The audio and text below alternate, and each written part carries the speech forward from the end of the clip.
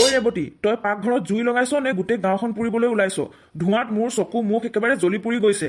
দাইলৰ গোন্ধটো চোন এনেকুৱা ওলাইছে তই যেন পচা খেৰহে সিজাইছ। দাইল সিজাইছ নে পচা খেৰ সিজাইছ ঐ? ঐ জহনি যোৱা, দিনটো পিৰালিত বহি তামোলৰ পিক পেলাই থাকিবলৈ লাজ নালাগে তোৰ?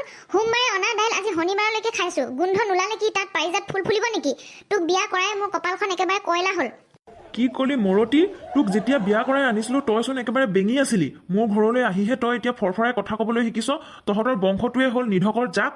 ঐ মোক চম্ভালি কথা কবি। মোৰ বংশৰ কথা উলিয়াবলৈ আহিছ জাত নাইকিয়া। দিনটো গাঁৱৰ চুকত বহি মেল মাৰি ফুৰ।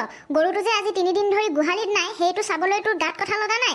তোৰ দৰে ধুদৰ পচলা এটাৰ লগত বিয়া হোৱাতকৈ মই গৈ ব্ৰহ্মপুত্ৰত জাপ দিয়া হ'লে ভাল আছিলে। আৰে যা না যা, তোক কোনে বাধা দিছে? এতিয়াই যা। নদীৰ মাছবোৰেও লগৰী এজনী পাই ভাল পাব। তই থকাৰ পৰা মোৰ ঘৰৰ গৰু ছাগলীবিলাকো আপদীয়া হৈছে। আজি গৰুটো যে পলাল সেইটো কেৱল তোৰ এই চোকা মুখখনৰ কাৰণে পলাল। এতিয়া গৰু মোৰ কাৰণেহে পলাল।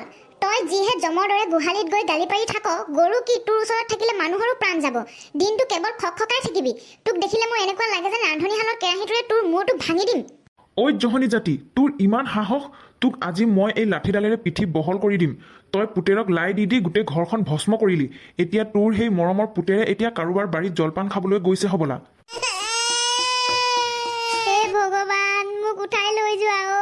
এই জহনী মৰাটোৰ গালি শুনি শুনি মোৰ কাণৰ জাল ফাটি গৈছে। দিনটো খাবলৈ নাই, পিন্ধিবলৈ নাই, কেৱল আছে এই জাত নাইকিয়াটোৰ গালি। ঐ মা, ঐ দেতা, তোমালোকে যে ইমান পৰে মহাভাৰত পাতি আছা, কিন্তু তোমালোকক এটা কথা কৈ থওঁ, বাহিৰত লুইত মামা আলহী আহিছে। তেওঁ ৰাস্তাৰ পৰাই তোমালোকৰ এই ৰোমান্টিক গালিবোৰ শুনি আছে। এতিয়া কাজিয়াখন ইমানতে প'জ কৰা আৰু লুইত মামাক মাত এষাৰ দিয়াগে। লুইত দেখোন, তই আহিলি, আহ বহিয়া। ভণ্টি আৰু জোঁৱাই, তহঁতৰ কাজিয়া শুনি শুনি মোৰো জানিব মন গৈছে। বিয়াৰ আগতে তহঁতি এনেকুৱাই আছিলি নে? লুইত, বিয়াৰ আগতে এইজনী একেবাৰে গাখীৰত ধোৱা যেন আছিল। মাতটো এনেকুৱা কোমল, শুনিলে যেন বাহিৰ সুৰহে যেন বাজি আছে। হয় নেকি? আৰু তুমি দিনটো যে মোৰ পিছে পিছে ঘূৰি ফুৰিছিলা, বজাৰলৈ গ'লেও পিছে পিছে, নামঘৰলৈ গ'লেও পিছে পিছে। গাঁৱৰ মানুহে ভাবিছিল চাগে মই এজন বডিগাৰ্ড লৈহে ফুৰিছো। মই পিছে ফুৰিছিলো, তইহে পানী আনিবলৈ আহোঁতে বাটত ৰৈ ৰৈ হাঁহি দেখাইছিলি। হাঁহিছিলো মানে? তোমাৰ মুখখন দেখি দয়া লাগিছিল মোৰ। চুলিখিনি তেল মাৰি এনেকৈ থিয় কৰাই ৰাখিছিলা যেন কেটলা পহুটোৰ নিচিনা। ঐ মা, দেউতাৰ চুলি সঁচাকৈয়ে তেনেকুৱা আছিল নে? তোৰ দেউতাৰ চুলিত চৰায়ে বাঁহো বনাব পাৰিলেহেঁতেন। আৰু তই হাঁহিলে দাঁতত পাণৰ ৰঙা ৰং এনেকৈ লাগি থাকিছিল যেন কোনোবাই ইটা গুৰিহে সানি থৈছে। ধেত, মোৰ দাঁতলৈ নাযাবা। বিয়াৰ আগতে যে তুমি চিঠি লিখিছিলা, ৰেৱতী তোমাৰ হাঁহিটো দেখি মোৰ বুকুত ঢোল বাজে, সেইবোৰ কলৈ গ'ল? সোমেশ্বৰ, তইও চিঠি লিখিছিলি নেকি? এইটোতো নতুন কথা।